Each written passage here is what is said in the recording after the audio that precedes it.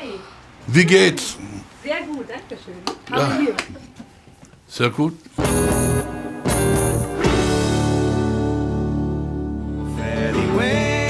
A hairball. I would like to start asking you about one of your co-stars in the movie, the one that you also hold in the movie poster, the cat. Yes. What do you know its real name? There was many cats. Many cats. Yes, because you can't really train a cat. Yeah. It's very difficult to train a cat, and so we had like 4 or 5 different cats with different personalities. Oh yeah. So yeah, one would be a little bit more sedate, and then the other one would be more alive and squirrely, and that one was called Gerald.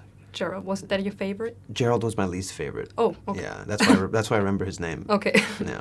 Were there any incidents while filming? Did you get some claws? I did. I got a claw to the face at one no. point because they tie the cat to you, and so you could imagine when a cat wants to get free and it's tied to you, it's probably going to try scratching you in the face to do that. Yeah. Oh, yeah, she's pretty angry. Yeah. So it was such a brilliantly written character.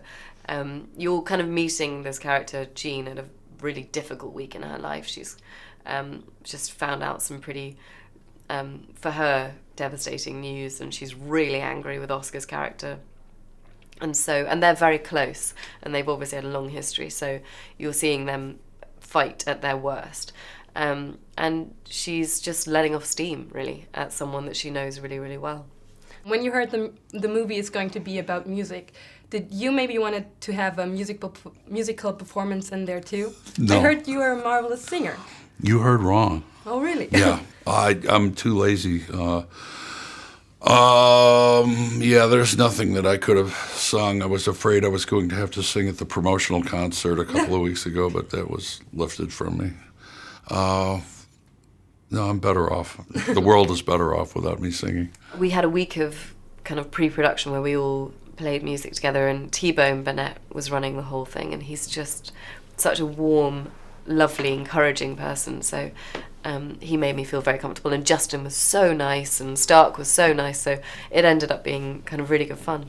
And also on the day of shooting, were you there a little nervous about singing and on set? I was.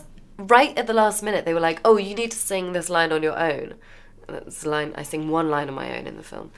And then I was like, no, that wasn't the deal. I sing in the background. And they were like, no, just it's good, because if you sing that, then you can look at Oscar whilst you're singing it, and it tells the story better. And I was like, yeah. So I was nervous there for about 20 minutes, and then I did it, and it was fine. You play a bunch of really, really beautiful songs. So I was wondering, are you also like to play folk music in your free time, or did you had to learn a new finger picking technique or something? I did. I had to learn this. I've played for a long time, but I never played this particular style of guitar, which is this Travis picking thing, where your thumb constantly is going and playing the bass line.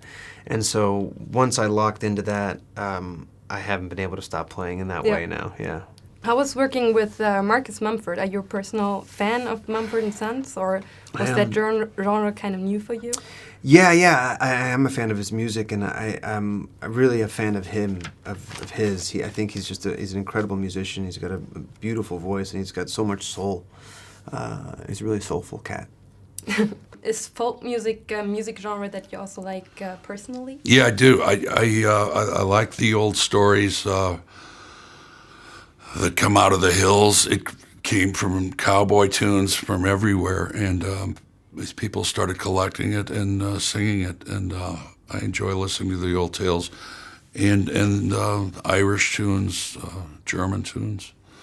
So have you heard of Mumford & Sons before? Yes, I have. And you like them? I liked them very much. I like acoustic music, and I like people that respect the old traditions. So were you involved in your husband, Marcus Mumford, he arranged the soundtrack together with a couple of the people. So were you involved in the production of the soundtrack at home as well? Was there music going on all the time? No. They were completely separate elements. That those guys all worked on the soundtrack together, and my music involvement was really just the one song that I sang in the movie. I was so lucky though to get to sort of be around on set a little bit and watch the Punch Brothers and Oscar do all of his songs, and I came in on set the day that Justin and Adam Driver and Oscar did Please Mr. Kennedy. Yeah. And that was the first time I came on set and I saw that and knew that I was walking into something really great. Yeah, it was the most hilarious scene, I think. It's so good. I was wondering also if you could relate to Llewyn Davis in the movie at all, because I've read that you came to New York for acting roles back in the day, and if you saw some kind of parallels between you and him. Well, there's always a parallel with him because he is an uncompromising artist. I am not. I'm not as discriminating as he is. It asks a lot of question about success and failure, and what you're willing to sacrifice to make your life better. And I admire Llewyn Davis a great deal. So I was wondering about your reaction when you got the role, when you got the lead role in the Coen Brothers movie. What was your reaction, and how did you know about it? How did I find out that I'd gotten the role? Yeah, so I'd done a couple auditions, and then I was waiting for about a month to find out. And then Joel finally called me himself, and I was in a coffee shop. And I took the call, and then he talked for a long time without telling me that I'd gotten the part yet. And so I was like, just tell me, God damn it, just tell me. And then he finally said that I'd got the part, and I just was ecstatic. I was so happy.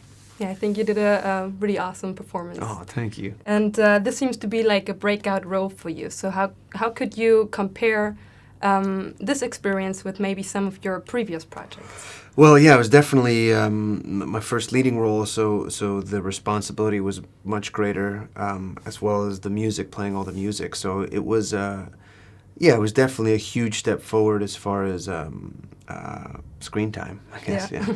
So back with the Coen Brothers, I was wondering how it was coming back on set with them. It was just like I'd never been gone, and it'd been around 15 years since I'd worked with them. They've established a great sense of harmony on their sets because they know what they want, and a great deal of goodwill because they're so laid back. So do you think anything changed in those 13 years with working with them? If it changed, I didn't see it. I don't know how, but it's just better than ever.